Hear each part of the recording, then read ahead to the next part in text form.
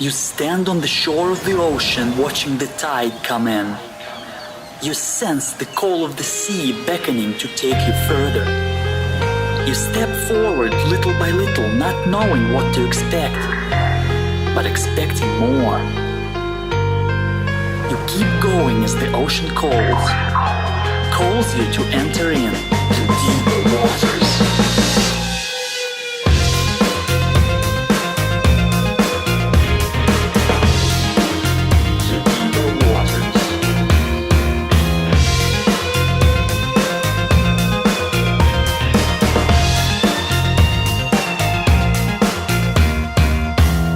Hello everyone, and welcome to the Deeper Waters podcast. I'm Nick Peters, your host, seeking to bring you the very best in Christian scholarship and apologetics. And today, I believe it's the anniversary of Roe v. Wade. I could be mistaken about that, but I think it is.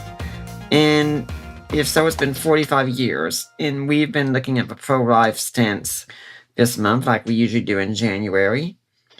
And, you know, there's one aspect that we often forget. Pro-life is supposed to pertain to all of life, from the womb to the tomb. And there's one interesting area we usually don't think about. Usually whenever you come to get your driver's license or you vote, you go check off a card at the office where you go to register and ask, would you like to be an organ donor? I think most of us say, yeah. I mean, what's the big deal? You know, you're dead. You're not going to be using your organs anymore. Might as well let someone else be helped by them. But maybe it is a big deal. And to discuss this, I brought on my friend Scott Henderson. Who is he? He's the Projects Program Coordinator, Associate Professor of Philosophy in the Projects Luther Rice College and Seminary. He's got a BA from Florida Bible College, an MAA from Southern Evangelical Seminary, and an MA from Franciscan University of Steubenville, PhD from Duquesne University. He joined the Luther Rice faculty in the fall of 2008.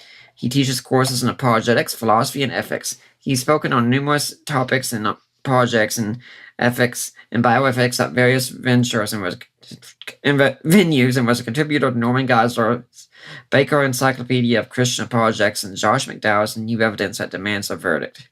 Moreover, he has served in hospitals in Ohio and Pennsylvania as an in-service lecturer and policy writer, and was an advisor and research assistant for the start of Franciscan University's Institute of Bioethics in Steubenville, Ohio. He has also lectured at LCC International University in Klaipėda, Lithuania, and at the Evangelikana Wyższa Szkoła Teologiczna in Wrocław, Poland. I probably butchered that name horribly. He holds degrees in biblical education, apologetics, philosophy, and bioethics, as well as professional memberships with the Center for Bioethics and Human Dignity and the Evangelical Philosophical Society, each at which he has presented conference papers. His research interests include issues in apologetics, ethical issues of the end of life, defining death, and organ transplantation. He and his wife Kathy and their 4 children currently reside in Cumming, Georgia. Dr. Henderson, welcome to the Deeper Waters podcast. Thank you, Nick. It's a pleasure to be with you. You're in Cumming, Georgia. I've heard there are a lot of strange people in Cumming, Georgia. Is that true? Yes, I've met a few. Any interesting characters you could tell us about? Well, yes, I could. I've met this guy named Nick Peters in Cumming, and another guy named Mike Lycona, and another guy named Richard Howe. They all live in Cumming, Georgia, and they're all strange characters indeed. Yeah, you and I got to know each other personally over the past year and such. You gave me your book in person here.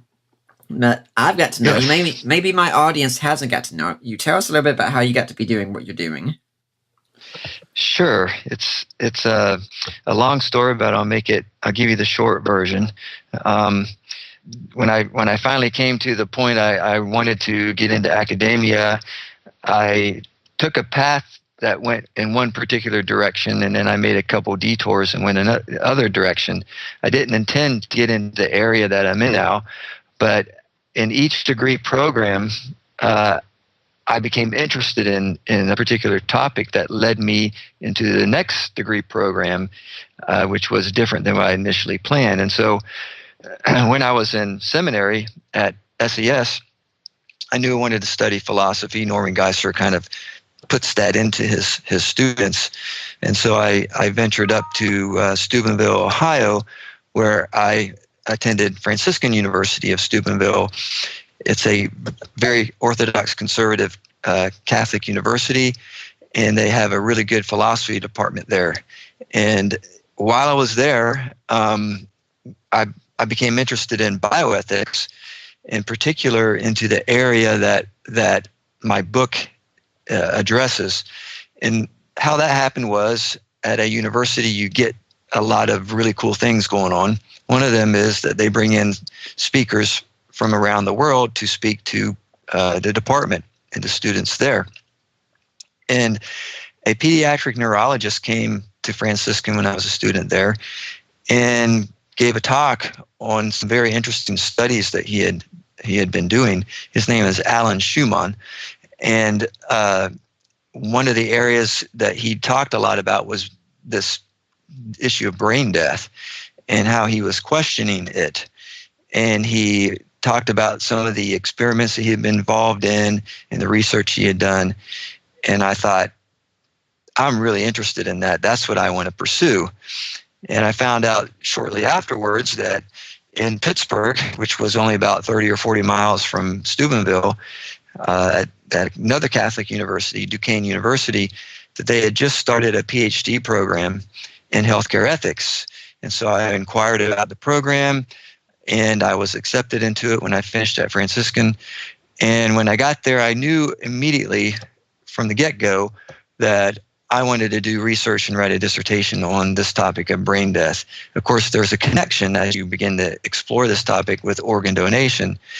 And what's funny about the whole thing was that in my coursework, whenever I had the opportunity, I would write a term paper, my research paper, in whatever class I could on that subject, on some element of that subject as a sort of means to get ready for my dissertation.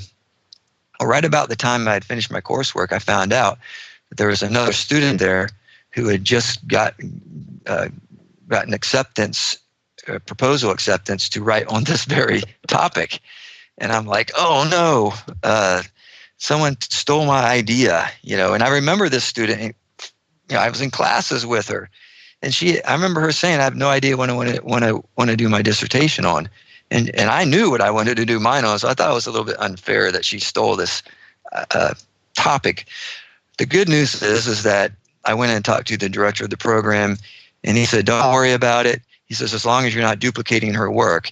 And he handed me her proposal. I read it, and I said, I'm not going this direction. I'm going a completely different direction she's going. So I was able to do it. And the product, of course, is the book that I gave you a copy of that you've read recently. So that's kind of the path that led me to this area of study. And of course, it has, as you said at the beginning in your introduction, it has a very strong relation to beginning of life issues, which a lot of pro-life people talk a lot about, and often more about than they do the other end of the spectrum, end of life issues, to make sure you're consistent in both ends of the spectrum in terms of the argument that you use. So that's a sort of short version of how I got to this particular area of study. I'm curious when you said Alan Schumann. Is that the same one from STR, or is it just the name sounds similar? You mean STR? Was that Stand to Reason? Yes. No. Okay. Alan Schumann is a neurologist. He's retired now, but he used to teach I think he was at the UCLA Medical School in California. So okay. I don't think he's the same person at all. No, not at all. Now, I remember when we were driving together, and we were, I still remember where we were, and you started talking about this theory, and I asked a question that I'm sure it's usually the same question you get when you talk about your thesis about organ donation and such. And I'm not going to say the exact same words, so I'll just kind of paraphrase. When I went and Sure. filled out my organ donor card several years ago, either when I was learning to drive or either when I was getting my driver's license or when I was registering to vote, did I make a mistake? That's a really good question, Nick, and I want to be careful how I answer that. It's a tough question because I don't. If a mistake was made, I'm not entirely sure it was your mistake. As you know, in my book, I talk about how complicated this issue really is, and one of the major critiques that I offer is a critique based upon the legal doctrine of informed consent. And if you recall in that conversation, I pointed out that, whenever you're going to have a medical procedure done by a physician, you have to sign a consent form. And this is by law, you have to do this. And so this is basically to say that the doctor has adequately informed you of all the risks and benefits and possibilities that this procedure entails, and that you are agreeing to go ahead and have this procedure done with full knowledge of all of that. And so you do that. The issue concerning organ donation, from my investigation, is that it just seems to me that when you go into the driver's license office and they ask you that question and you check a box on the form, are you really being informed as to what you're consenting to? Because I don't think people know and understand what that really means. And there's a number of cases, Supreme Court cases, that help develop this doctrine of informed consent that pertain to issues surrounding what I think are important with respect to how organ donation works. A lot of people don't realize that basically they're giving their body over to science, to the medical community, and that the medical community itself stands to profit immensely from your body tissue and tissues and organ parts, up to $2 million profit. And I don't think people know that when they check that box or sign that card. But more importantly, I don't think they know about the controversy surrounding how death is carried out. I mean, I don't want to say how it's defined as much as the debates about the criterion of brain death and how that is a criterion that has been used for determining death for patients who have been in traumatic accidents.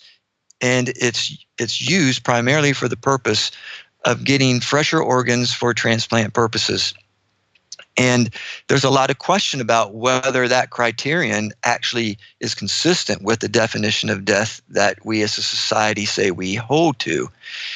So that, along with the various medical tests that are used to try to validate that the criterion is occurred, and whether that criterion is consistent with the definition, those are the controversies that exist, and I don't think people are aware of that.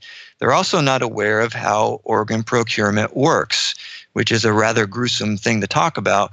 But all these things, I think, are important in the consent process, because informed consent is supposed to be a process, and there's no process that's taking place when you check a box or you simply say yes in an answer to a simple question, do you want to be an organ donor? So that's a huge issue. I think that, again, I want people to be aware of the fact that I'm not opposed to organ donation. I'm in favor of it. I just think that there's the means to that end sometimes is not clear. It's clouded. And then there are ethical issues that arise, especially when it comes to how death is determined under certain circumstances. And I think we as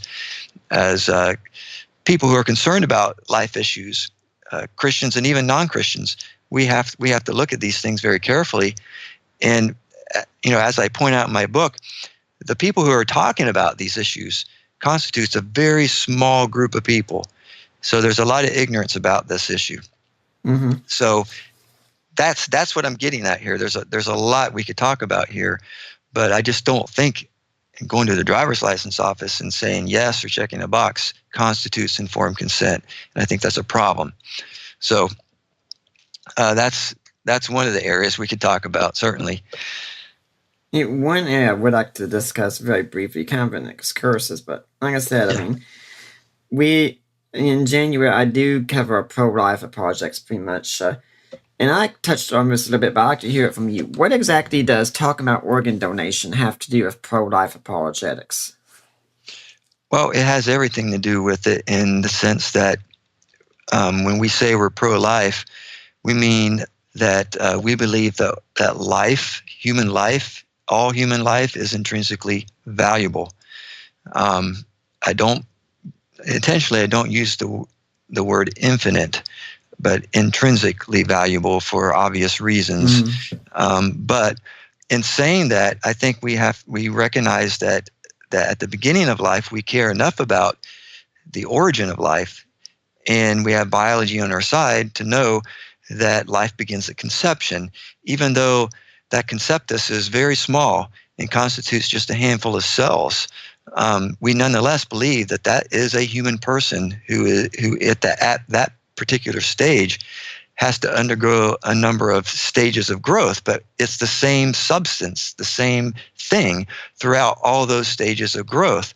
And so that's why we defend life at its earliest stages. We oppose abortion under most circumstances, and we're against the destruction of embryos for research purposes. Now, when we talk about being consistent on that, there's an argument that's typically used among pro-lifers that I really like. Not everybody states it this way, excuse me, but it comes from, I think its best expression comes from Patrick Lee, who was a professor and then a colleague of mine for a while at Franciscan University. It's the argument from substantial identity, which basically runs like this. You and I are intrinsically valuable because of what we are. What we are is each a human physical organism. Human physical organisms come to be at conception, and that's where you find the biological claim. And so at every stage of our development, we are the same thing. And so what would make it wrong to kill you and me right now would have been present at every stage in our life up until natural death, when the organism as a whole ceases to be. And so looking at it that way, that kind of segues into why I think this is just important. The question is, has the organism as a whole ceased to be?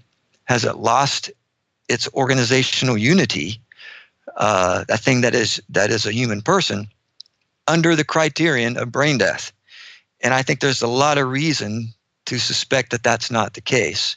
In chapter 2 of my book, I go into great detail about that from the medical side of things, relying heavily on Alan Schumann's work, but I also look at some other things that have been brought out along those lines as well. And it just doesn't seem clear to me that the organizational unity of the human person has ceased under the brain death criterion. We have many examples of that I could cite to you, but I don't want to jump ahead of the game here. But if we really care about life and that we want to be consistent in holding to the moral norm that the direct killing of an innocent person is always wrong, then if the organ procurement surgery is the direct cause of the death of the person, then we're in violation of that moral norm. And so if brain dead patients aren't really dead, then it's a moral issue and it's a big problem, despite the good of the tissues and organs that can be had from the procurement surgery. So that's why we should care about this. And we should also make sure that we are following traditional norms. And I'm talking about the norms from the Hippocratic tradition and the Judeo-Christian tradition that recognize that there's a difference between killing and allowing to die, or ordinary and extraordinary means. All those things come into play in terms of how we assess this, which I bring out in chapter 6 of my book. So that's why we should care about it, Nick. I like that you did say that you aren't opposed to organ donation, because I think it is important to be careful, because if it can seem like you're a lone voice out here saying, hey, we need to do this, that the doctors have us all wrong and such, some people could be thinking, well, geez, Nick, didn't a couple months ago didn't you do a show on conspiracy theory thinking? I mean, how do we know this isn't in the same lineup? I mean, because from the outside, it can kind of sound like that, can't it? Absolutely. In fact, I was invited to be on a nationally syndicated radio show, and the host of that show, I didn't know this at the time, tends towards some of that conspiratory type thinking. Anyway, I agreed to be on the show, and it became clear to me that she was anti-organ donation completely. I mean, she just was opposed to it under any circumstances, and I made it clear that I wasn't. And I have a rather nuanced view of the matter and think that it can be done. You just have to be careful in terms of assessing the means to that good goal, that good end. And I received a couple of nasty emails after having been on that show from people who didn't think who thought I was compromising. I wasn't strong enough to be in terms of my opposition to organ donation. And so there is that fringe group out there. I don't want to be associated with them. So I thank you for highlighting that, because sometimes that can be a misunderstanding. Simply assessing and criticizing a means to an end that I support. I support the end, but I don't necessarily support this particular means. And I think there are other moral means that can be taken other than this one. Mm-hmm. So what you're saying is, I don't need to be rushing down to the government office after this show saying, hey, I need to have my driver's license totally redone here and get rid of this organ donation thing, right? Well, I don't think you have to be drastic on that one.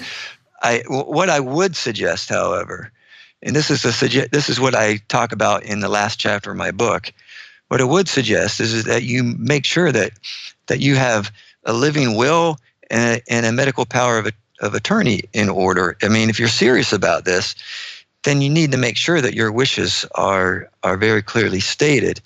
And a living will is a good thing, and you can say something about, that in your living will, but I would highly recommend that you have a medical power of attorney. That would be your spouse or a parent or whoever, who knows exactly what you want, because I think that you can make clear that you want there to be limitations in terms of what you mean by becoming an organ donor, because like I said before, a lot of people don't realize that when you sign on to that you're basically, and I don't think people realize this, you're basically saying that you're giving your entire body over. And I've talked to physicians when I was doing my research for this who told me that they've watched organ procurement surgeries, and they say it's just devastating what they do. You'd be shocked in terms of how much of your body parts they take, and they use for many different things that a lot of people don't realize. They take femur bones and grind them up and make dental dust out of them that they use in the dentist's office. They use all kinds of tissues for many different things, and some cosmetics are made out of human body parts. So you got this going on that a lot of people don't realize, and I talk about this in the book a little bit, and so I think people would like to know those sorts of things, and to say, hey, I don't want all that going on.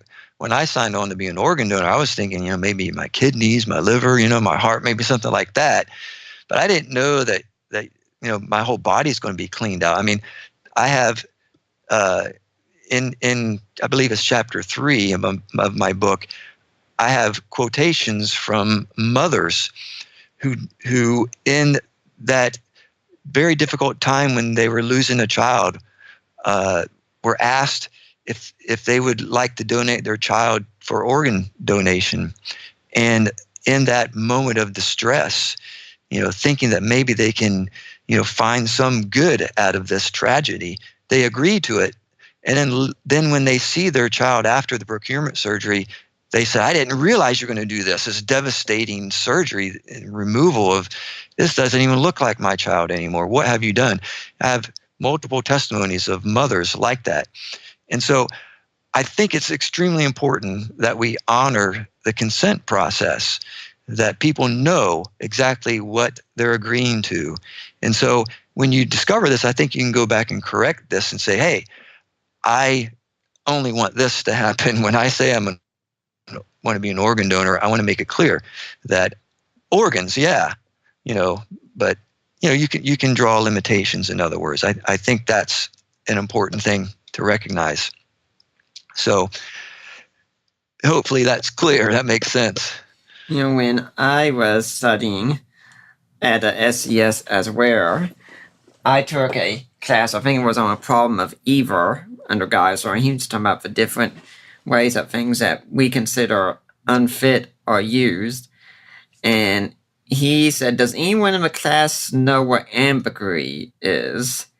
And I was the only one who raised my hand, and he called me and said, ambergris is whale vomit that's found on the ocean, and it's used to make perfumes. And he said to me after class, you're the only one who knew what whale vomit was. And I went home and thought, someday I should probably have that put on my tombstone. He knew what whale vomit was. But anyway, I'm saying, my own wife has been disgusted hearing that some perfumes are made from whale vomit. I wonder what I could get out of it if I said, and by the way, some of your cosmetics are made from human femurs as well. Yeah. Yeah. It's interesting how many products come from things that we don't know about.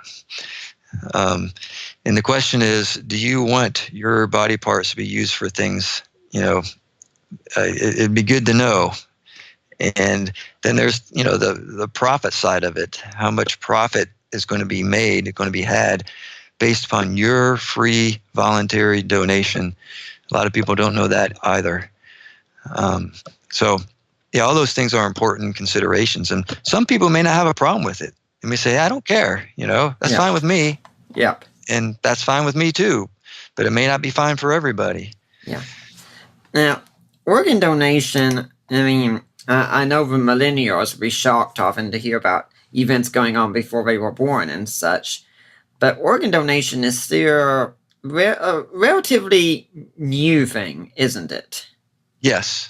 The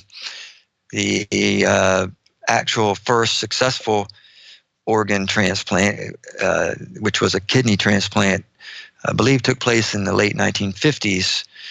And the only reason it was successful was because it took place between identical twins. A physician took a kidney from one twin and transplanted it into another twin. And this was before the development of immunosuppression drugs.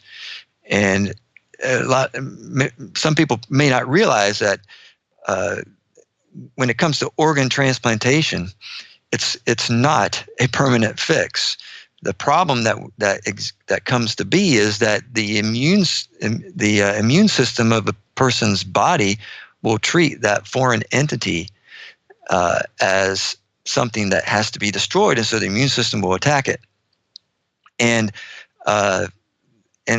so because it's not a genetic match, and so in the 1960s they began to develop immunosuppression drugs, which allowed for kidney transplants to really kick in. And so we see this in the 1960s. The first organ transplants were kidney transplants.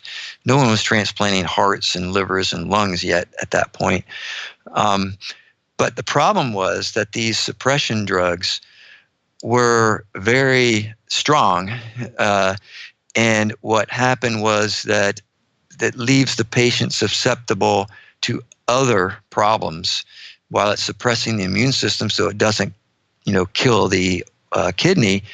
It allows for other problems that typically the immune system can ward off. So people have other diseases that arise in their bodies as a result of these immunosuppression drugs. Now, we've gotten a little bit better with that, but it's still the case that you can't completely suppress the immune system because you'll die without it. And so basically it just slows down the immune system as it attacks that organ. Eventually, the immune system will kill the invading organ. It just takes longer for that to happen. That's why transplant recipients have to be monitored constantly. So it's not a permanent fix. And most transplants that occur today occur among people who are getting another transplant because their original transplant over time has gone bad. And so I guess the medical community feels we owe it to them to give them another, So a lot of people don't realize that factor as well. There are a lot of side effects to organ transplantation. Mm-hmm. How does it relate to what we see in the media? I mean, I know that two series my wife and I enjoyed. We saw most of the series House, and we're watching The Good Doctor regularly, which we both thoroughly enjoy. And both those shows would often have themes of organ transplantation and such. How accurate is what we see in film and media to what we see, to what really happens? Well, I can't speak to those particular shows, but I think in general, there's a lot of inaccuracies that occur in television and movies about a lot of things, about the general practice of medicine. Take, for example, something that we see all the time, CPR. Most of the time, CPR is done in a movie or in a TV show. It looks pretty simple, and most of the time it works. That's the exact opposite of the way it is in reality. CPR is a very violent procedure, and it crushes and breaks ribs and cartilage, and has a devastating effect on the patient when it's done vigorously, which it has to be done vigorously, because what you're doing is you're compressing the heart against the spine to force blood through the arteries so you can keep oxygenated blood going to the brain, because if that stops, then within a matter of minutes, the person will be dead. So that takes a good deal of effort, and it's violent. And it doesn't work as often as the movies portray it to work.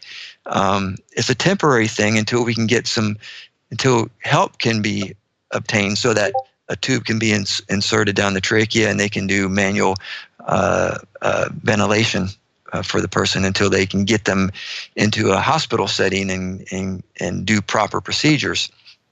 So that's just one example.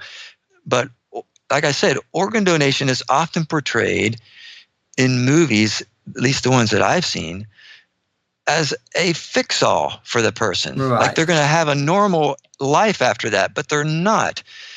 They're not going to have a normal life because they have to take these suppression drugs, and these suppression drugs will cause them to have other problems. And maybe down the road, they're going to need another organ because eventually the immune system will damage that organ that has been transplanted. So there's a reality here that sometimes is not portrayed in popular culture in the movies that we watch. And when we talk about organ donation, there's always, of course, a problem of limited supply and such. How does the science of cloning affect this? Have you looked into that any? It depends on which direction you want to go with that. A lot of this stuff is purely theoretical at this point, but I don't know if you remember the movie that came out a number of years ago called The Island. I don't know if you ever saw that. Nope. But it's about an imaginary future in which you could take out an insurance policy where they would clone you, but they would not. They would manipulate the clone so that, at least they told people this, so that consciousness would not arise in your clone, and that somehow diminished your concern about it being a human person. Turns out that in the movie, anyway, that they actually weren't able to sustain the viability of these clones without giving them consciousness. And so they created an environment called the island where these people lived, and they were deceived into thinking that they had their own lives. And really what they were being used for was when the person who took out their insurance policy was in need of body parts, they would go in and take the clone, and they would take the body parts from the person and use it. So that's a theoretical side of things, and that is actually talked about in the academic literature. Those kinds of sort of thought experiments to help us, flesh out the moral implications of these different ideas. But there is some promising stuff on the horizon, it seems, that I talk about a little in my book as well, about the possibility of taking your own body tissue. Let's say you have a damaged liver and you're in need of a liver transplant. If they can take some of the healthy cells in your liver and grow a healthy liver for you in the laboratory and then transplant it into you. There's talk of that. There's some experimentation being done along those lines.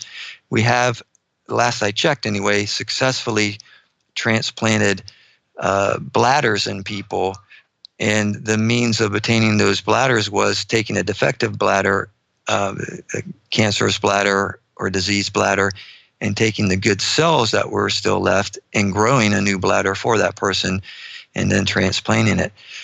The huge benefit of that, Nick, is that no immunosuppression drugs are necessary because it's coming from the same DNA. It's coming from the person who is going to receive that.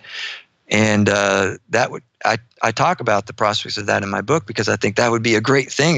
If it would solve a number of problems. It would solve the immunosuppression problem. It would also help solve the shortage problem that you mentioned earlier. The shortage problem, though, is an interesting thing to talk about because, and I hope I'm not meaning to change the subject here, but I just want to give you a footnote here. The moment that we found out that we could do this, there was a shortage problem. The technology itself came with a shortage problem. So that's what I find interesting about it. We've been talking about a organ shortage problem from the get-go. As soon as we figured out we can transplant kidneys, we have a shortage. Well, of course. Look at how you have to get them. So anyway. Yeah, the main problem you have in the book, apparently, is with this idea called brain death. What exactly is brain death? Well, brain death is defined as the irreversible cessation of all functions of the brain, including the brain stem. So that's what the definition is. Okay, so the question that arises is, does that definition, this is only one leg of the problem, does the definition comport with the definition of death that we uphold? And the definition of death that we uphold is that a human person dies when the organism as a whole ceases to function permanently, okay, loses permanent organic functioning.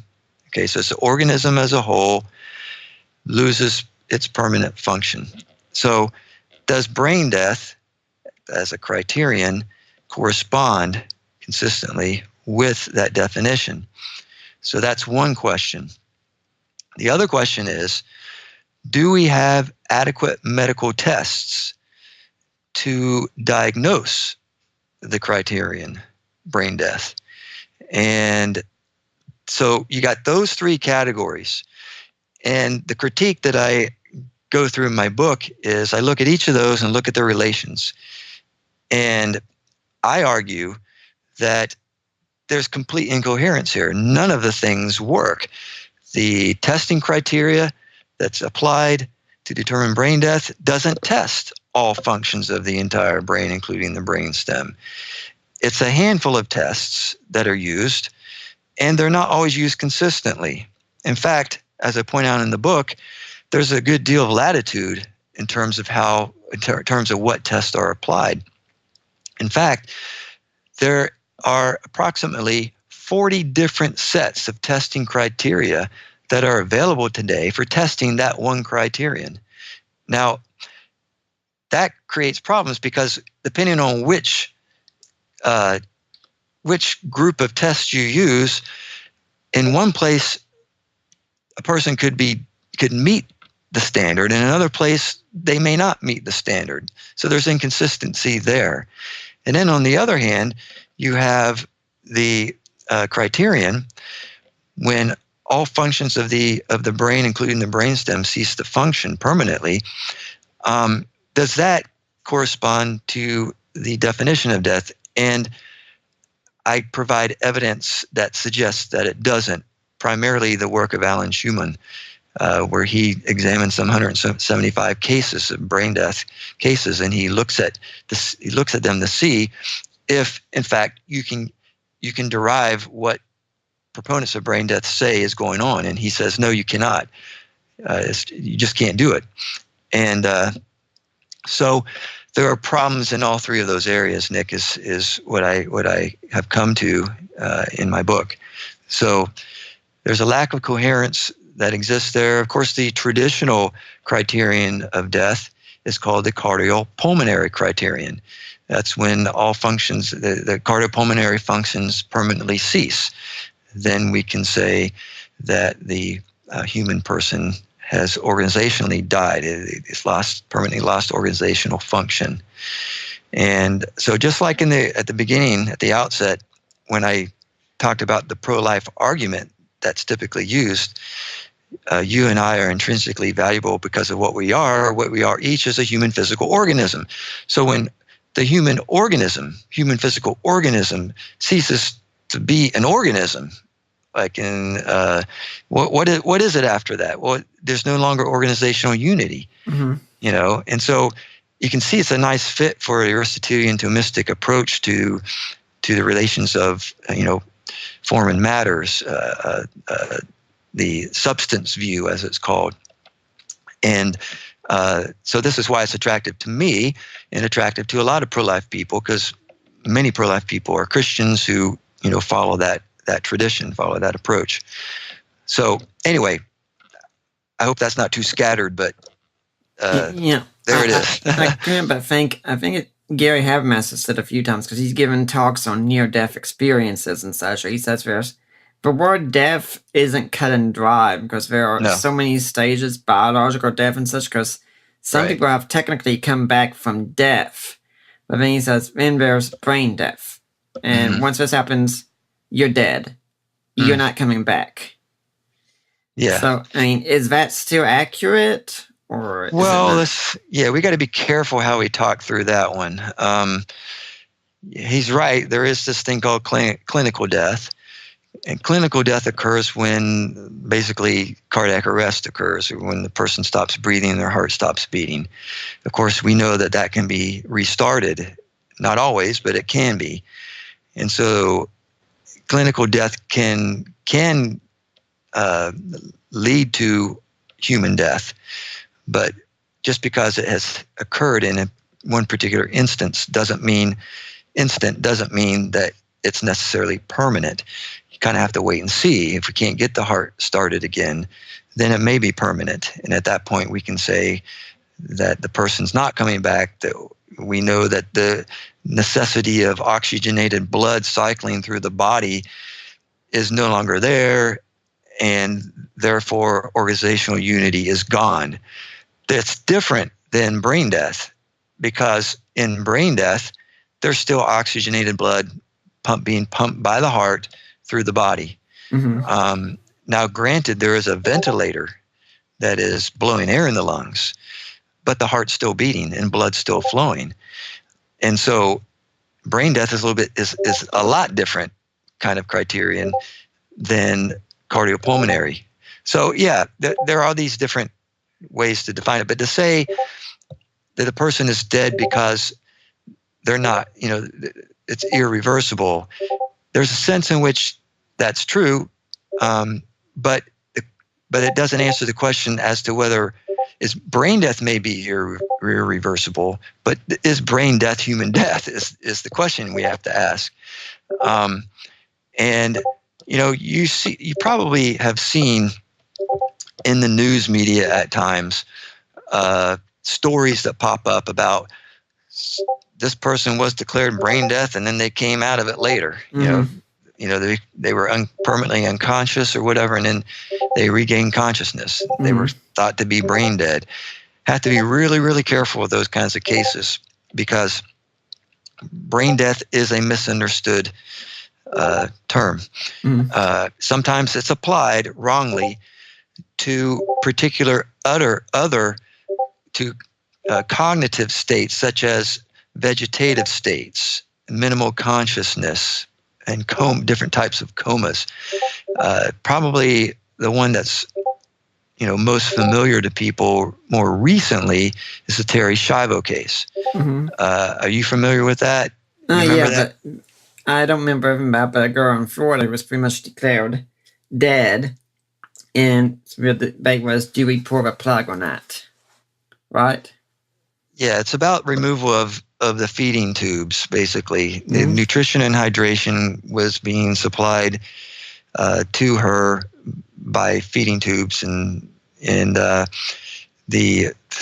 kind of a long case, and I don't want to sidetrack us, but she was diagnosed as being in a permanent vegetative state, and her husband, Michael was his name, he petitioned the court to have her feeding tubes removed so that she could be allowed to die a natural death, because he believed that was her wishes. She would not want to be kept alive her body be kept alive in this state. That's how he argued. Her parents, on the other hand, sued him, went to court, challenging that. They didn't believe that her daughter was dead, and they believed that she would want to be kept alive. It was a big mess. The news media butchered the issue. Anyway, make a long story short, after many, many appeals, the parents lost every one of them, and the tubes were removed, and Terry was allowed to die. But she was not brain dead. That's the thing. She was she could breathe on her own.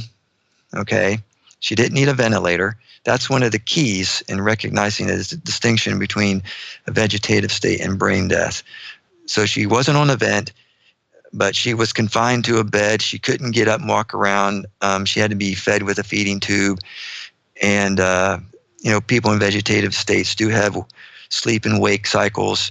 So it gives the impression that to some people anyway, that these people are very much aware, but they're, neurologists tend to say they're not. There's debate about all this, Nick. So it's I know that one neurologist diagnosed her as being in a minimal conscious state, which is different than a permanent vegetative state. So a lot of controversy about that. But one thing nobody would disagree with, and that is that she was brain dead. But she wasn't brain dead. She was very much not under that category.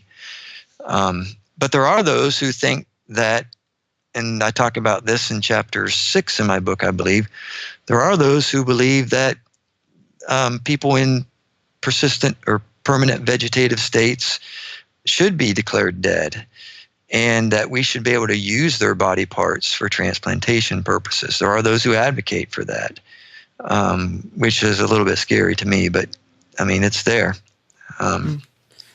So those distinctions are important. And this again goes back to the original contention that I had, namely that there's got to be some informed consent here. You need to know what's going on. The surveys in my book that I'm sure that you saw indicate there's a good deal of confusion. Even among practitioners, even in the medical field, there's confusion about these issues. Something I am wondering about here, and it's unrelated kind of the organ donation thing, but it does get into another project area, is that what you're saying is, here today, we can still have a hard time telling if someone is truly, truly dead, even for our advanced medical technology. Where there are some skeptics who will say, well, maybe Jesus wasn't truly dead on the cross either. I mean, if we can't tell, maybe they couldn't either. So I'm wondering, I know it's unrelated to the thesis of your book, but I'm kind of wondering what you would say to someone like that might be thinking, aren't you kind of undermining another central tenet of your faith saying this? I hope not. Oh my. Well, here's the deal, Nick. These conditions that we have today, that we were just talking about, that call into question whether we can say that someone is dead, were all created by our medical technologies that did not exist up until the 20th century. Mm-hmm. So I don't think it's applicable to, the issue that you raised with regard to Jesus, because we're talking about apples and oranges here. The reality is, when it comes to the death of Christ, there's plenty of evidence that unless you just flat out don't believe the Gospels, that Jesus had in fact died.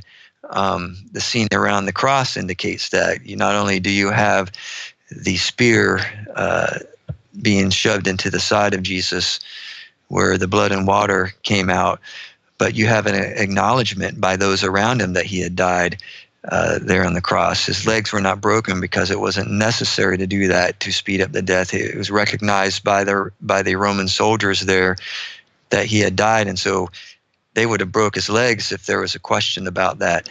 So, I don't think that they are necessarily related for the reasons that I said. These conditions did not exist in the ancient world because they didn't have the medical technologies that created these conditions. It's ironic that, as great as our medical technologies are, that they create new realities, medical realities that we have to contend with, that simply did not exist in the past. Mm-hmm. There is no such thing as permanent vegetative state or minimal conscious state or brain death up until the invention of two things: flexible plastic tubing and ventilators. Mm-hmm. Okay, I don't call them respirators because that's inaccurate. They don't respirate. Your lungs respirate. Ventilators, they blow air into your lungs. Before the invention of those things, people just died.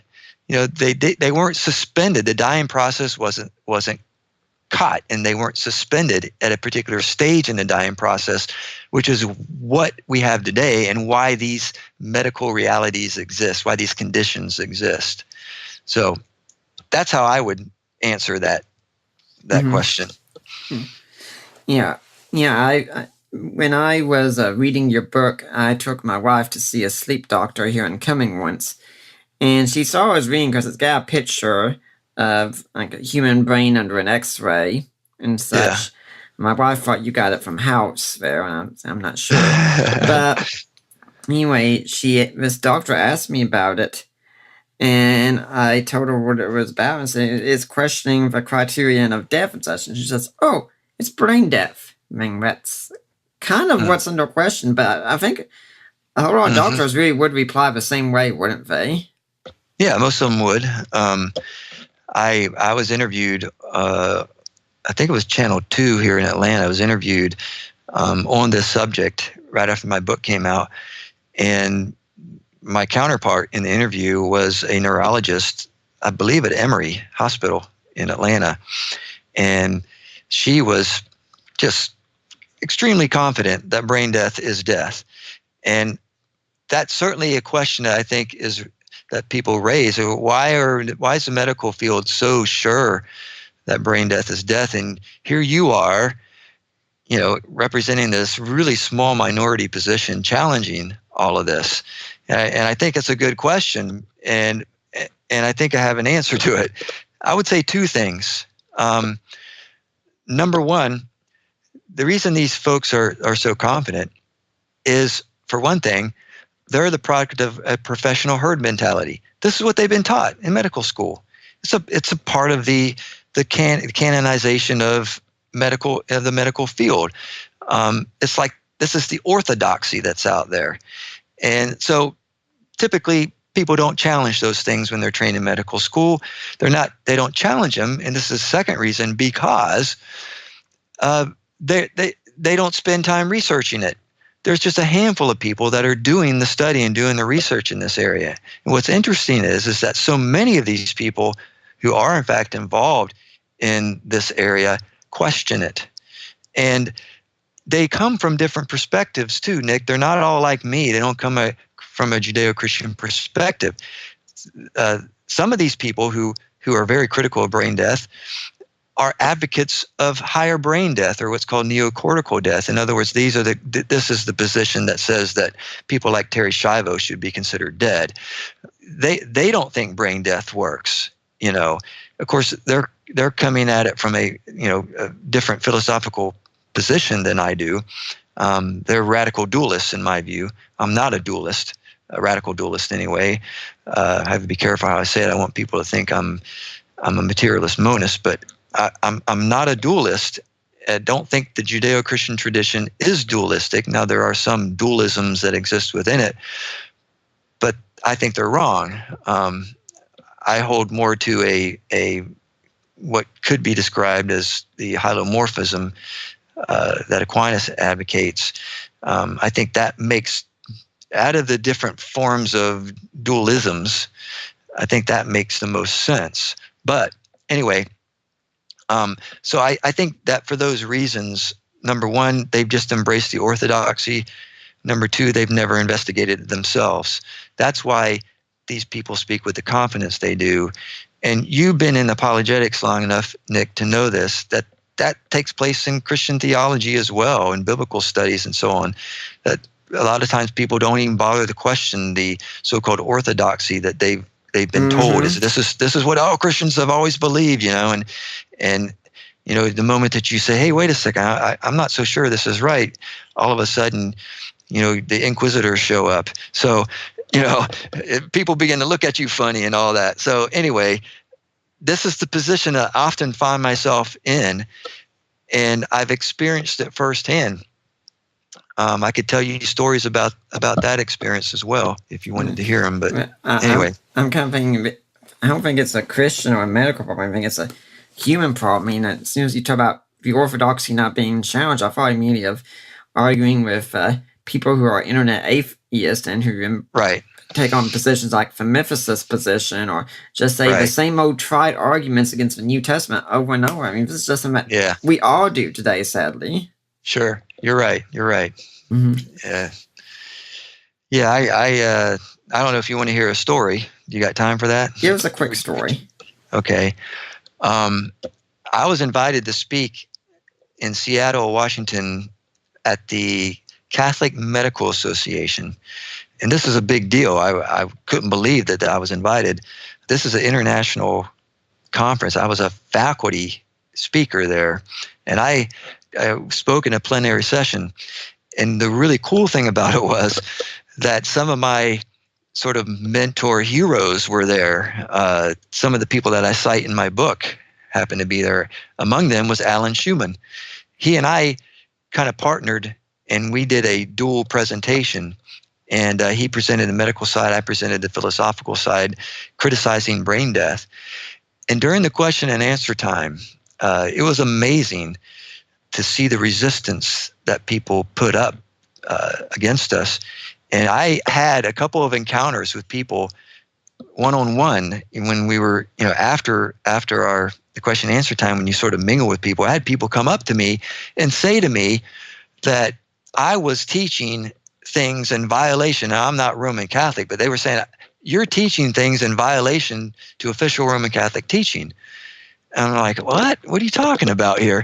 And I called my former professor and colleague, Pat Lee, at Franciscan University, and I asked him about that. And he said, no, he says, unfortunately, we have our own fundamentalists in Roman Catholicism, that they think they have their ideas of what official Catholic teaching is, and oftentimes it's not right. And it is in fact not correct that I was, teaching things contrary to. It's what they had in their heads, what they thought in their minds was official Catholic teaching. So I've run into that from time to time, not just with Catholics, but with evangelicals as well, of course. So anyway, that was an interesting experience because, when you finish a piece of research that you spent years working on, and you think, wow, I think I've made a pretty good case here, and you're convinced of it, and you present it to people, and they're not, you're a little puzzled by that. You're like, how can they not see this?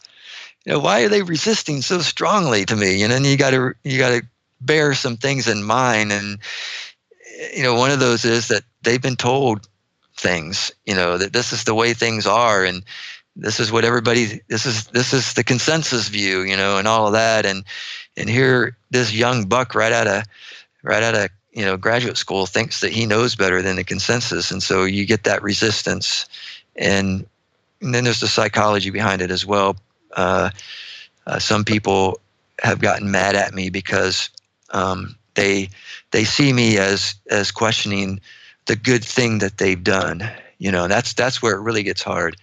I labored over a decision to give my child over for organ procurement because my child was brain dead, and here you're telling me that I may have killed my child. That's a really tough one to have to deal with, and people get very upset about that kind of thing, Nick. So you run into that from time to time as well.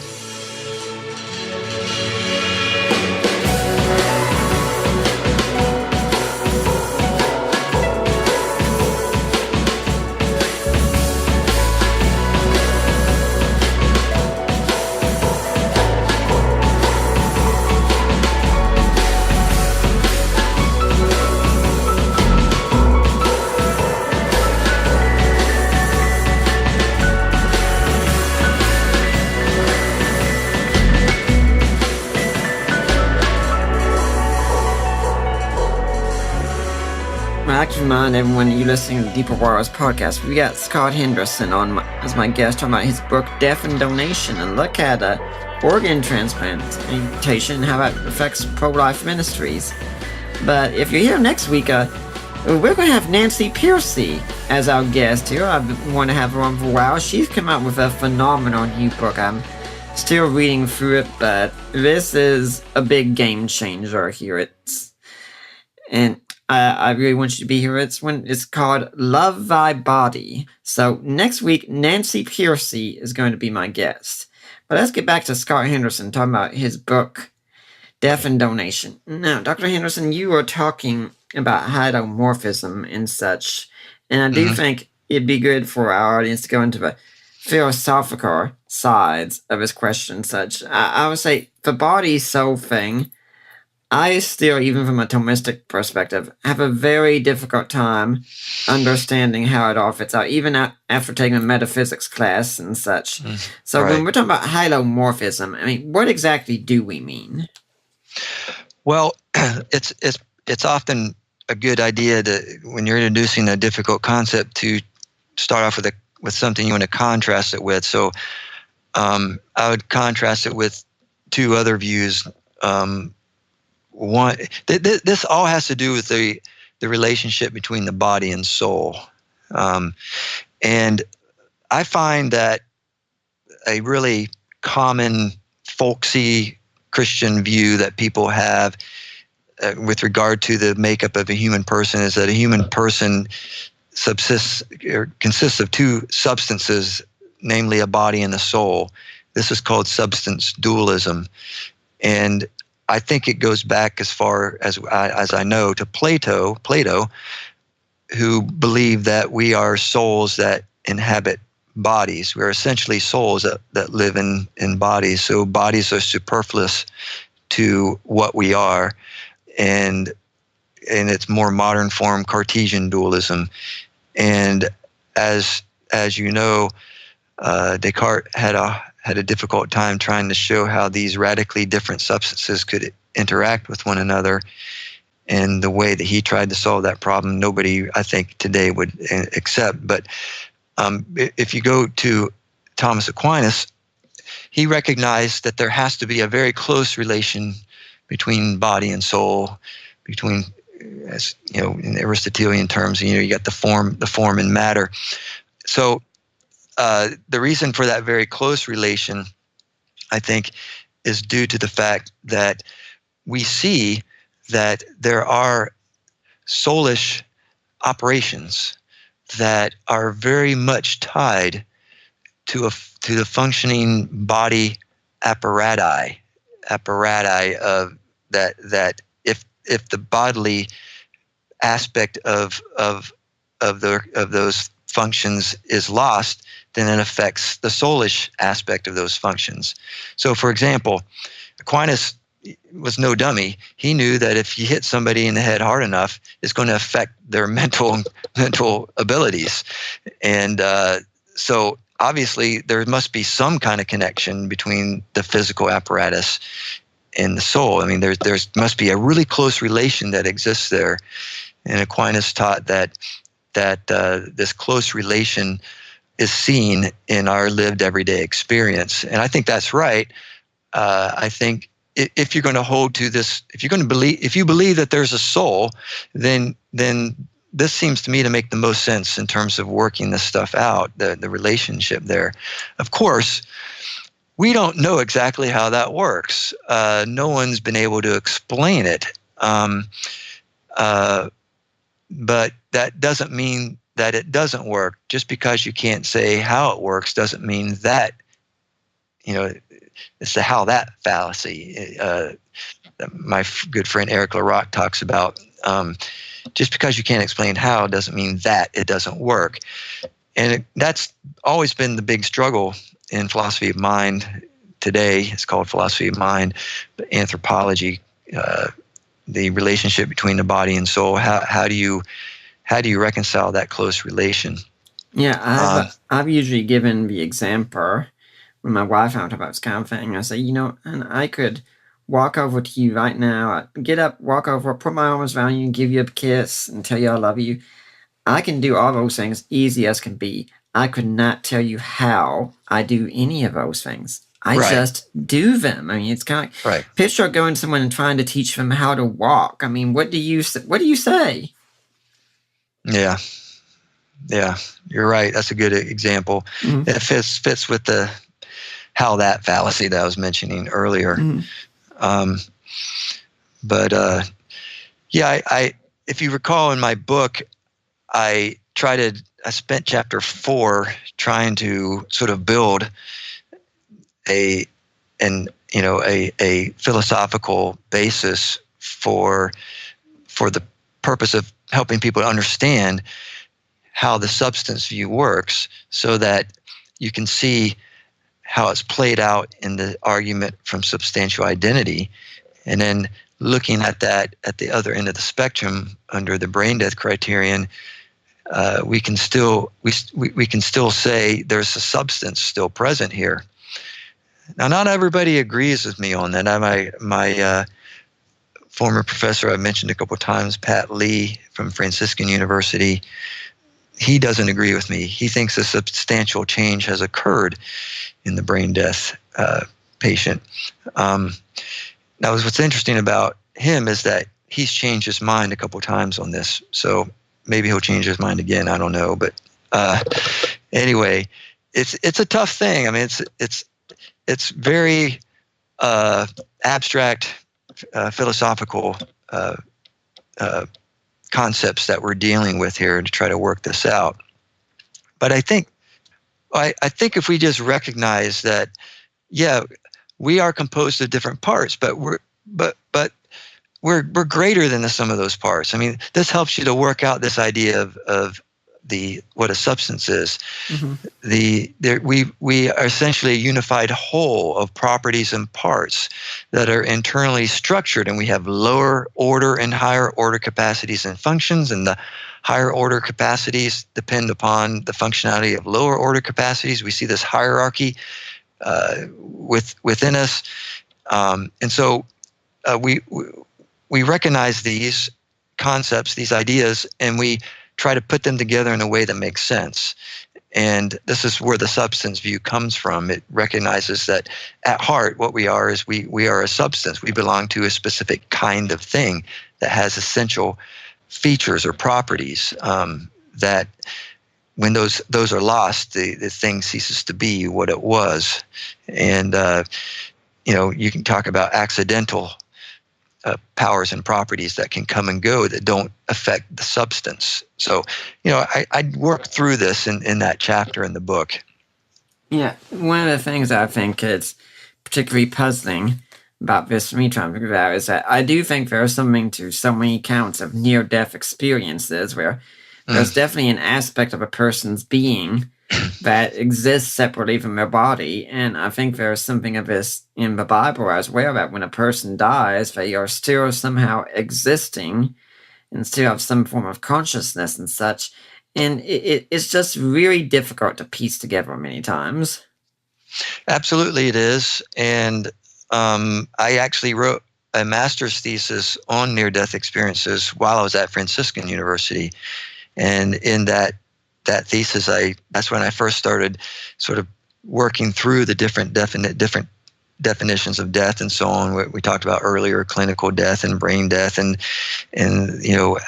how does the electroencephalogram measure brain function, the EEG, and all that, and I've learned quite a good bit about that in the process of writing that particular thesis. I will say, however, that contrary to Gary Habermas, I don't think near-death experiences get us as much as he thinks they get us in terms of helping explain some of these things. There's just too many things that can be accounted for outside of postulating cognitive mental experiences apart from the body. In other words, I'm a little bit skeptical about what NDEs can get us, what kind of explanatory power they really hold for us. But you're right. I mean, there does seem to be some precedence for thinking that there can be some kind of conscious awareness apart from the body the person has. And even Aquinas struggled with that. He recognized that because of his view, his hylomorphism view, that certain powers of the soul cease to function unless they're in unity with the body apparatus. And so how do you maintain the person apart from the body? And he struggled with that, and he kind of speculated a little bit in saying that, maybe God provides a temporary apparatus or something to hold those powers into being during the intermediate state. Of course, as a Roman Catholic, he had to say that because he's got to keep these saints active. And so, there is that struggle, again, going back to that difficulty in trying to account for those sorts of things. So I'm not really sure how to work it out. I'm not worried about it, to be honest with you. I think the position that I take in my book can be embraced by a number of different models of consciousness or anthropology. I mean, if you're a physicalist, I think you can find my view to be persuasive if you are open to it. I don't think it necessarily requires that a person be a substance dualist in order for it to work. I'm trying to make an appeal in my book to that particular crowd. That's why I emphasize it the way I do. But I don't think it's necessarily the case, I should say, that only people who hold to hylomorphism or substance dualism are going to be persuaded by my position. No, I don't say that. In fact, I say very clearly that what we are essentially is each a human physical organism. I think everybody can agree with that, unless you're a radical dualist. And there's some really bizarre dualisms that exist today that come from secularists, actually. Mm-hmm. I'm glad you mentioned booking, because some people listening could be thinking, this is all a very interesting philosophical excursion and such, but what does it have to do with organ transplanting? What does this theorizing have to do with organ transplantation? Yes. Well, there's so many things that are involved in all this. That's why there's 7 chapters in my book. Each chapter is dealing with a different area that contributes to how we think about all these things, how we think about things in general. And whether a person acknowledges or not, they have a philosophical concept of what a human person is. They may not state it up front, but it's there.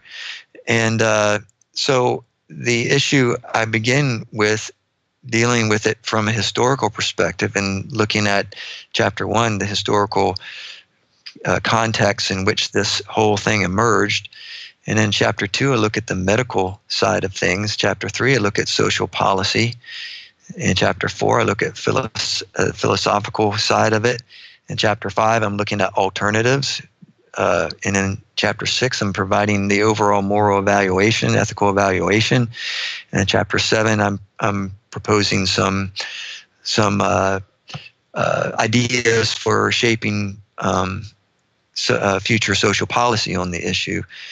And so it all works together. All these things contribute to the overall picture. Mm-hmm. So you can't just dismiss philosophy because it's too hard. I tell you, the hardest chapter in my book to write was chapter 3 on social policy. I mean, trying to learn all the legal connections and the differences between, different types of law and how how case law is determined and so on. I took two classes at Duquesne University in law, and these helped me quite a bit to kind of come to grips with that, and looking at how statutes are written and how they are applied and how judges make rulings and how courts and what precedent is and how it works itself out and all of that contributes to the overall picture here, because we live in a very diverse society, and these issues are not just simple, they're complex. So the philosophical side is very important. It's an important contributor to it, at the very least, in terms of being able to make a critical assessment and evaluation in terms of coherency of what is proposed to be the support basis for why we should accept brain death, which, as I said, I find at fault. I find incoherent. Yeah, I give it it's important, but I think I'm still wondering, why do we need to know the relation of the body and the soul in order to understand concerns of organ donation? Okay. Well, I think it goes back to the argument for substantial identity that I talked about earlier. That argument is steeped in the philosophical concepts that I alluded to earlier. And most people don't necessarily have to come to a complete, full understanding of how all that works, because I think the argument's pretty straightforward. The problem comes when you encounter opposition to that argument. So when you have people who are suggesting that, well, I don't believe that the human person is merely a human physical organism. I believe a human physical organism and the human person can coincide, but the person is separate from the human organism. Now we're talking about a different philosophical conception of the human person. And so all of that factors into at the end of the day, whether the argument is sound that I'm using to deal with the question of whether the person is dead or not, because at the end of the day, that's what it means. You cannot take unpaired vital organs from a person unless they're dead. That's the law. That's called the dead donor rule. And so how do you know when a person's dead? Well, that's essentially a philosophical question, isn't it, Nick? Mm-hmm. Because you can look at physiological realities and draw different conclusions based upon your philosophical starting points. So I think that the philosophical element here is essential. A person doesn't have to necessarily come to grips with all of that to make a decision about whether they want to be an organ donor or whether they want to limit what they're going to donate. I think there's enough in my book to help guide a person towards making that decision, at least based upon recognizing the violations of informed consent that exist currently under that standard. So I don't know if I'm answering your question or not. I'm trying to.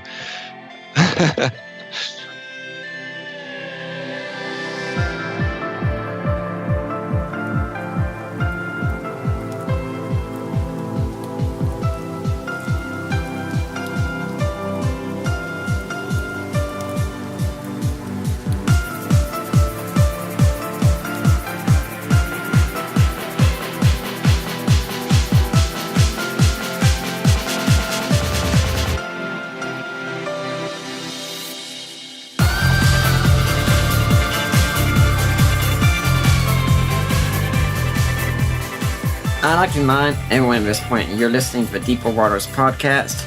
I am Nick Peters, your host, seeking to bring you the very best in Christian scholarship and apologetics, and folks, everything we're doing here, it does depend on you. I want to give a word. I want people listening to the show and such, and I could use your support in that. I really could. And just last week when we had George Delgado, and I had someone comment when they saw it was coming and said, hey, that was my suggestion. You used it. Yeah. Because I try and listen to you all and do what you want and such, if I can, if I think it's reasonable, if I think it's a good fit for the show. I mean, if I don't cause mine, but I'm always open to suggestions. Now, if you want to help us out and support us, a thing to do is to go to deeperwatersapologetics.com. That's my website. And there's a link on the site to help support the work of Deeper Waters Christian Ministries. When you click on that link, you'll get taken to the ministry of Risen Jesus. You've gone to the right place. Those are my in-laws, Mike and Debbie Lacona. You make a donation, you get in touch with me, or my wife Allie, or Mike, or Debbie, and say, hey, I made a donation. I want to go to Nick Peters. I want to go to Deeper Waters. We'll make sure we get your donation, and it will be tax deductible. You can also buy some ebooks that I've written, such as A Creed for the Ages, The Apostles' Creed in Today's Christian, or co-written, such as Defining Inerrancy, or God and Natural Disasters, or Christian Answers to this Generation's Questions. And then another thing you can do to support us, you can go to our jewelry store online, right? We've got a jewelry store.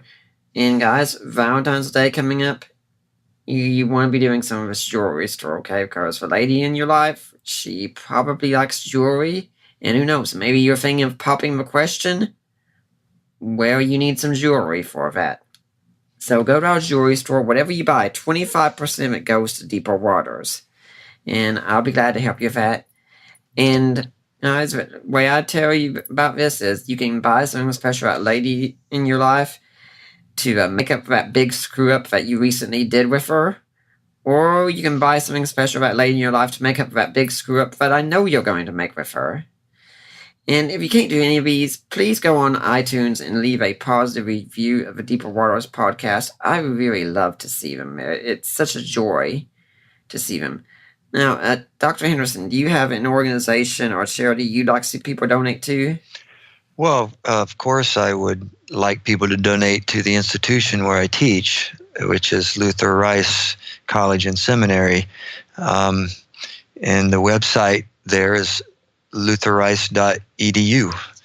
So naturally, that's an organization I would recommend donating to, for the simple fact that our students need scholarships. So to get the very best in education, I think Luther Rice is a good school, a very competitive school, and it's where I teach. So there you have it.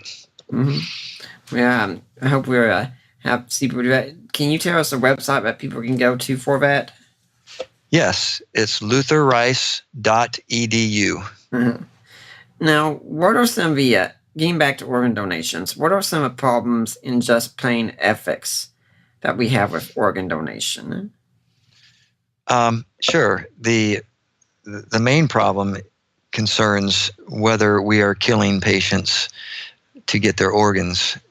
If, as I argue, is the case, namely that brain death is not the death of the human person, then and the procedure that's used ends the life of that human organism, or whatever they want to call it, the biomort. I mean, there's some pretty disgusting sounding names that are attributed to the brain dead, heart beating cadavers, biomorts, and so on.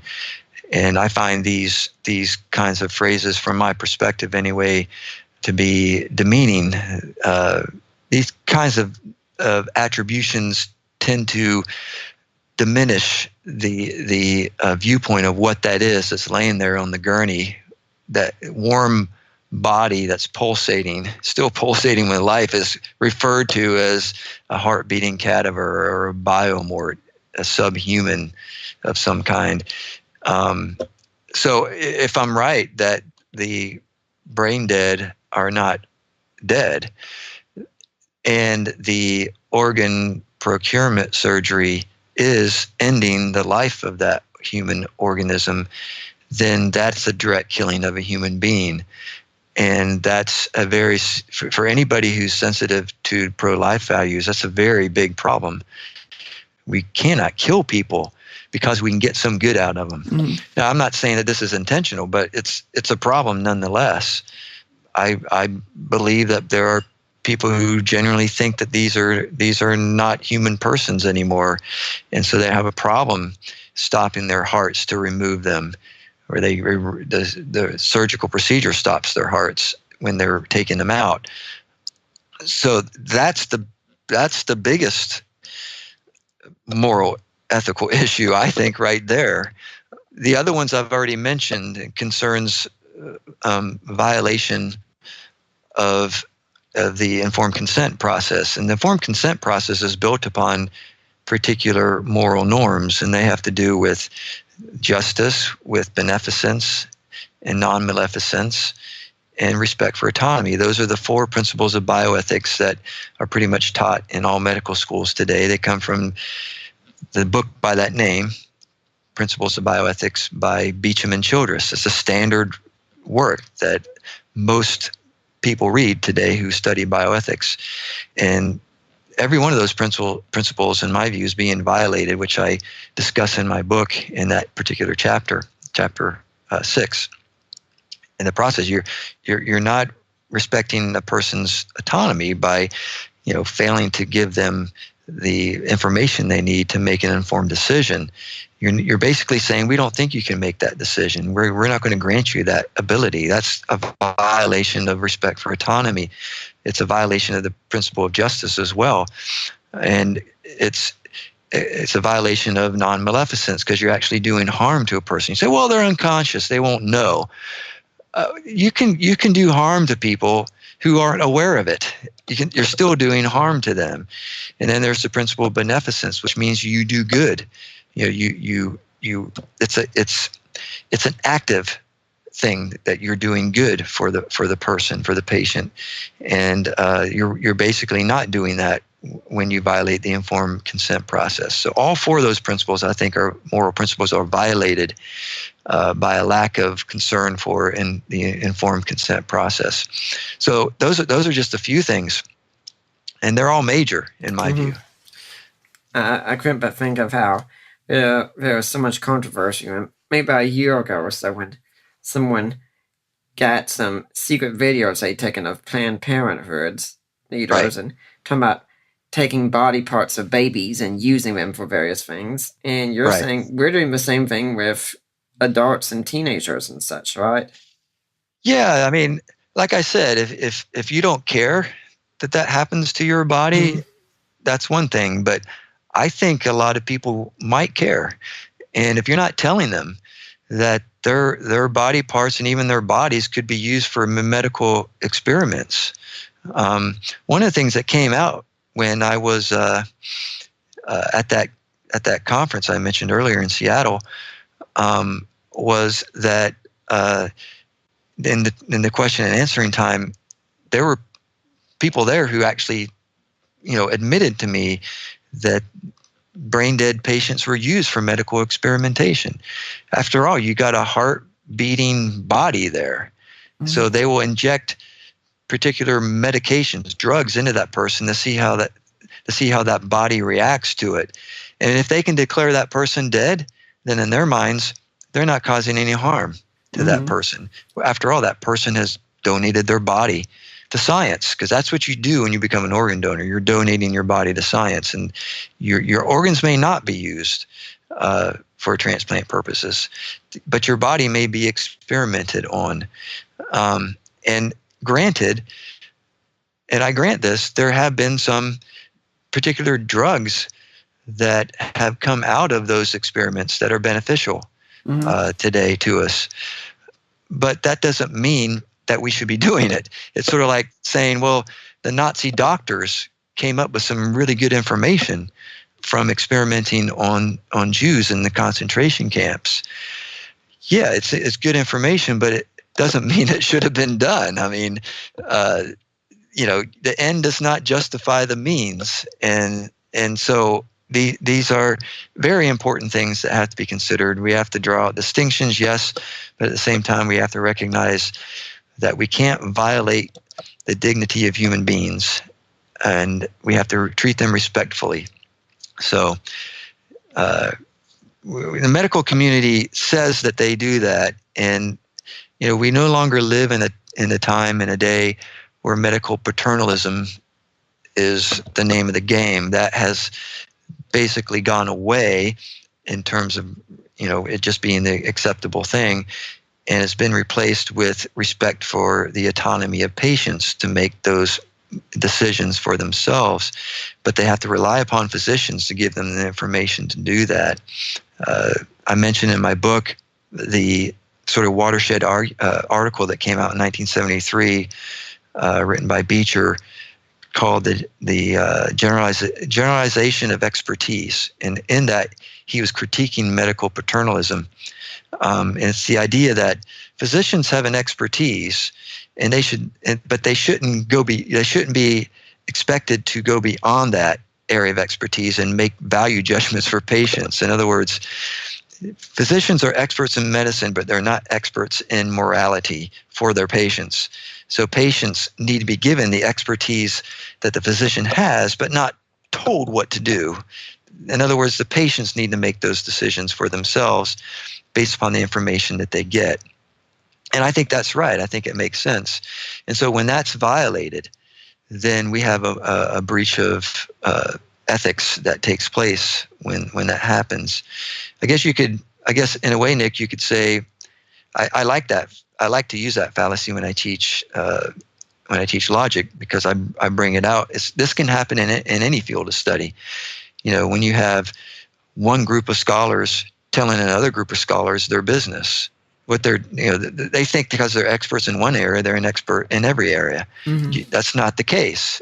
So I think it's a good fallacy to keep in mind in ways outside of the medical practice as well. Mm-hmm.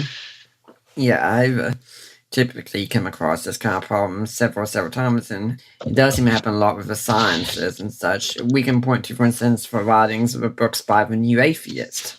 Yeah, when they come out with it. Richard Dawkins is excellent, I'm sure, in zoology and biology, but he does not have a clue in philosophy and history and biblical exegesis and such. And I can certainly say from my perspective, reading the books on New Atheists opened my eyes to one thing, but I don't want to be making those same kinds of mistakes. So, in my personal projects and here on the show, that if I'm not an expert in the area, I don't talk about it. Yeah. Now, we obviously have to rely upon experts in areas that we don't have an expertise in, but we can do that, and we can take that and put it in forms of arguments. I mean, we do that all the time. But what you have going on with the New Atheists is that what people are doing is they're treating them as if they're experts across the board, and the result of that is that these guys are being given much more than they should be given, and they make really bad arguments, like you say. As a result, they're pontificating in disciplines that they have very little to no knowledge about. Yeah. So now when we're talking about this, some people could look and say, well, geez, this is all well and good, but you're talking about a problem, but you're not saying anything so far about a solution. What kind of solutions do you see to this? Yeah, I have a number of solutions in one major policy recommendation that I make in the 7th chapter of my book. I'm hopeful, as I said earlier, that those prospects on the horizon will one day come to fruition.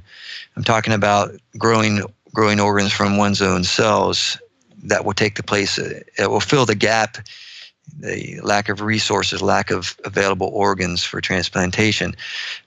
That's not here yet. So something has to fill the gap right now. And so what I recommend is a form of what's called non-heart-beating organ donation.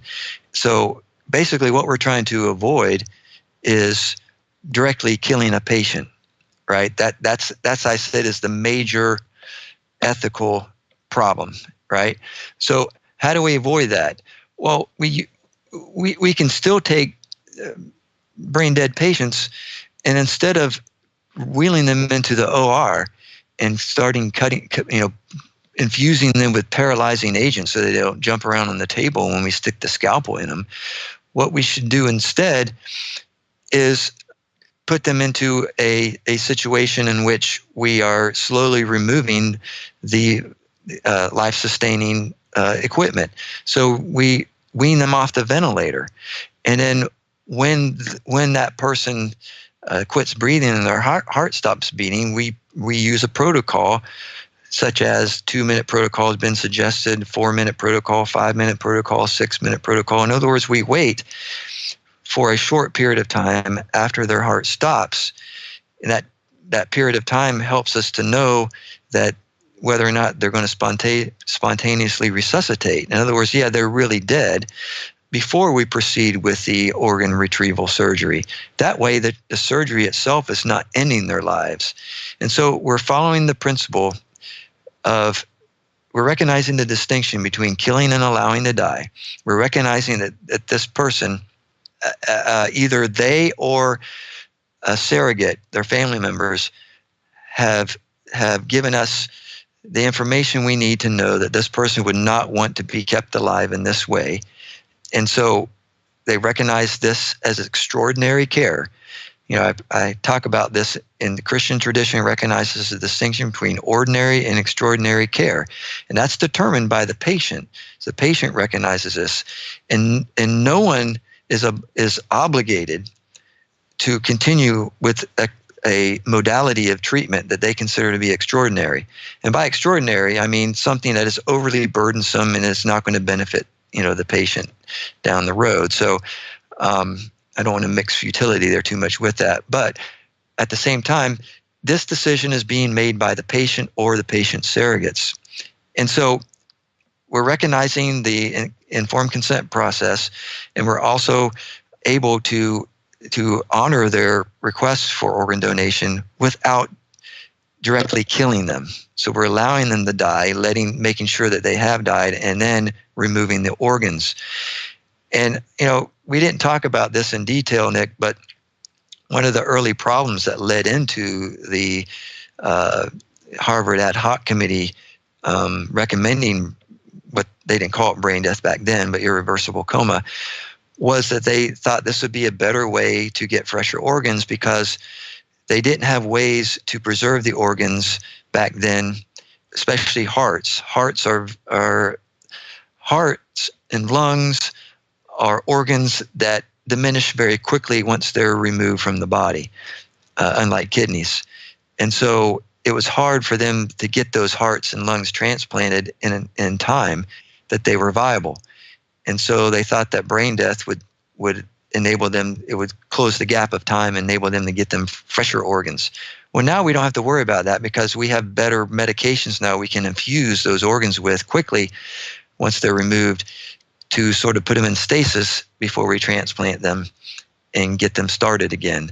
And so I suggest that we don't even really need brain death anymore because we can do so much more than what we used to. So I think we can solve a number of problems here.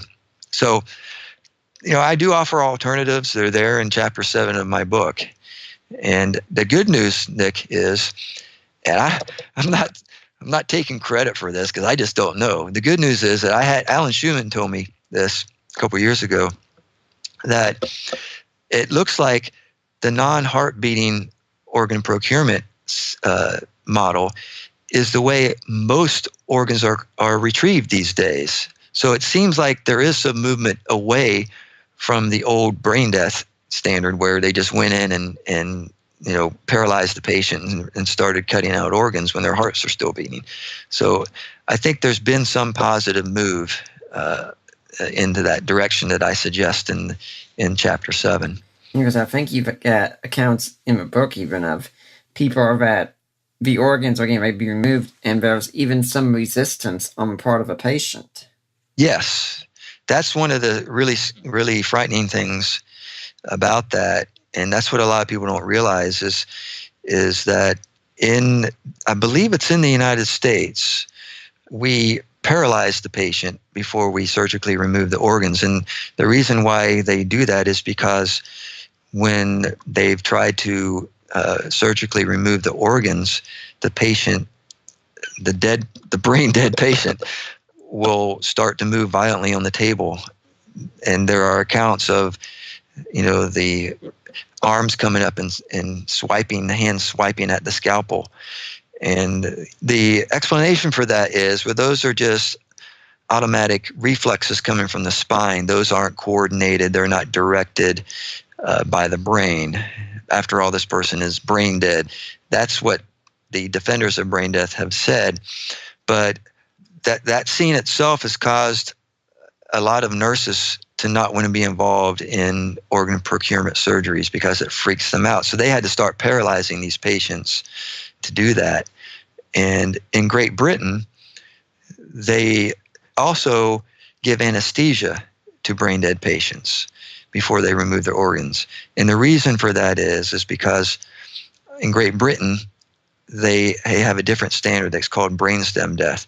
And so just to make sure there's no residual consciousness left in the patient when they start to cut the patient open, they not only will paralyze the patient, but they'll give them anesthesia, just in case there still might be some consciousness left before removing the organs. Now, I don't know about you, but I suspect that people might want to know that before they agree to be organ donors, right? It sounds like something that comes straight out of a horror film. Yeah, it does. And sometimes people don't believe me when I tell them this, but it's documented in my book. I mean, I'm not making this stuff up. Mm-hmm. It's real. Mm-hmm. Yeah. It's that side of it that nobody likes to talk about death. It's not a topic of dinner conversation, dinner table conversation. Mm-hmm. Whenever I bring up that with my wife, she's like, I don't want to talk about that. You bring, one day I'm going to be gone. I don't want to talk about that. Well, we need to talk about what happens. I get a life insurance policy, and I want to talk about this. I'm not comfortable with that. Nobody likes to talk about it, but we have to. And I think that's why there's not a lot of attention given to this subject, because it's a rather morbid topic, Yeah, but do you have hope for the future with organ donation? Do I have hope for the future? Yes. Oh, absolutely. I do. Every now and then I see another article talking about a new advancement that they think they're about to make that will benefit organ transplantation, mm-hmm. that will fill the gap. And so it seems like we're creeping forward with some of these things, and we may not be too far away from the possibility of restoring hearts. I mean, and brain death is used primarily as a means for obtaining hearts, for transplantation. So there's some promise that seems to be there. I document that in my book, and then there's some more recent material on it that suggests that we may be closer to that kind of thing, where we can regrow heart tissue, heart muscle onto a form, and maybe one day transplant a heart from a person's own tissue. Mm-hmm. So that's a hope that I have, and I really think there needs to be a realistic view about this kind of thing. There was a fellow student of mine when I was at Duquesne. I told her what I was writing my dissertation on, and she was an older lady, and she said, well, my position is that if I ever needed an organ donation, I just refuse it. I just accept the fact that it's my time to go. And I sometimes wonder if we're fighting so hard against our own mortality that maybe we need to have a more realistic, sober look at things. And I remember Christopher Hitchens one time criticizing Christians along these lines when he said, you guys talk about how you can't wait to go to heaven. He says, but when it comes down to a decision about whether you're going to go with a very risky medical procedure to give you a little more life than die, he says, you will choose the former every time. you know. And I can't help but wonder if you might have a point there. We're not going to live forever in these bodies in this world, and yet we seem to try to do that. That seems to be one of the major themes of Ecclesiastes. I think that all of us have eternity in our hearts, Right. and yet somehow we know that something's wrong because we see people dying all around us. Yeah. And certainly it's more understandable for me when we're talking about younger children, young people, than it is for older folks. And I hate to sound that way. I don't want to sound like I'm saying there's more value in young people, the life of a young person and an old person. But there's a sense in which there's a fairness issue here, I think. When you have to making a decision between giving this liver to Frank Sinatra, an old man who has a cirrhosis of the liver, versus a younger person, I have an inclination and a tendency to think that we should go with the younger person. That just seems to me to be an issue of fairness. Now, our listeners might be willing to go and get a living will or power of attorney and such. Yeah. To change their status and such after this. Is there anything more they can do to bring about change in the whole ideology of organ donation? Like, should they write to their congressman or things like that? Well, I would encourage that. I suspect that their congressmen won't know what in the world they're talking about, because one of the problems here is that nobody thinks we have a broken system in light of this.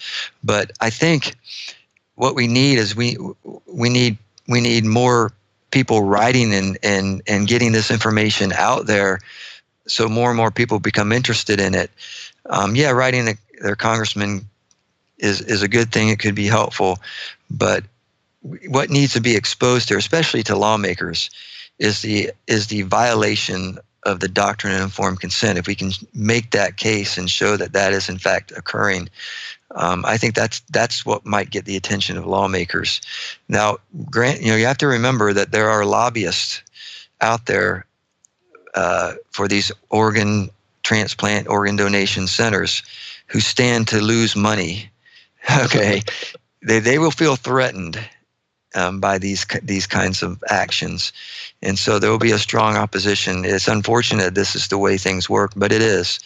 I ran into some of these folks at a hospital in Pittsburgh when I was doing a clinical there at an ICU at a hospital there, and there was a patient who they thought was on the verge of dying, who was an organ donor, and the particular organ donation group in that region showed up.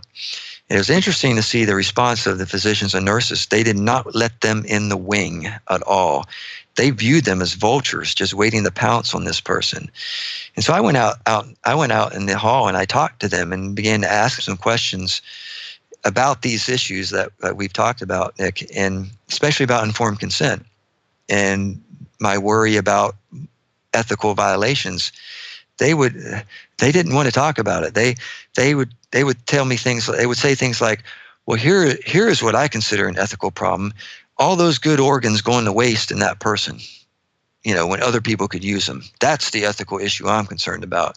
See, they just completely turn it around, turn it away from the issue that I'm raising, and they're very, very defensive. So that's a strong lobby that's out there. But anyway, that's what I would suggest, getting this information out.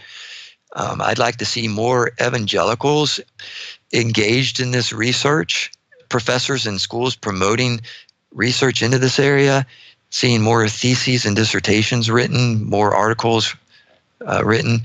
I presented an article at the ETS meeting a couple years ago on this subject. Had a handful of people in the room. It's just, there needs to be more interest in this subject.